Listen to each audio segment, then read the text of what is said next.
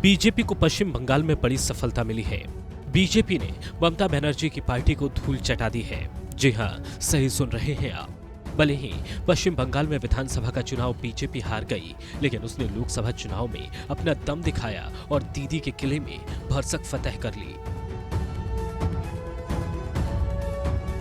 हालांकि लोकसभा चुनाव के बाद हुए विधानसभा चुनाव में बीजेपी की करारी हार हो गई, लेकिन अब बीजेपी ने नंदीग्राम में एक सहकारी समिति के चुनाव में जीत दर्ज कर फिर से टीएमसी के लिए बड़ी चुनौती खड़ी कर दी है।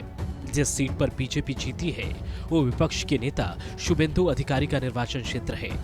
भेकुटिया सांबे कृषि समिति की 12 में से 11 सीटों पर बीजेपी जीती है, वहीं एक सीट तृणमूल कांग्रेस के खाते में गई। वैसे तो ये चुनाव पहले से ही चर्चा में था, जब वोटिंग के दौरान बीजेपी और टीएमसी के कार्यकर्ताओं में तीखी झड़प देखने को मिली थी। उस समय बीजेपी के उम्मीदवारों ने सत्ताधारी टीएमसी पर कई गंभीर आरोप लगाए थे।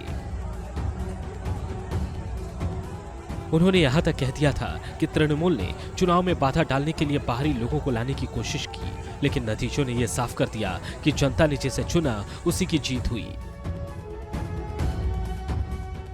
फिलहाल इस जीत से जहां राज्य की राजनीति में हाशिए पर पहुंच चुकी बीजेपी को संजीवनी मिली है, तो वहीं दूसरी तरफ सत्ताधारी टीएमसी के लिए ये किसी बड़े सदमे से कम नहीं है।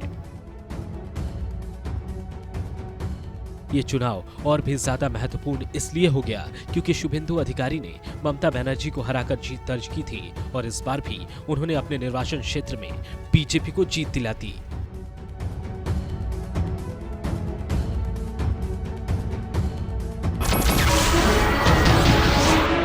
नमस्कार, मैं हूं मानक गुप्ता।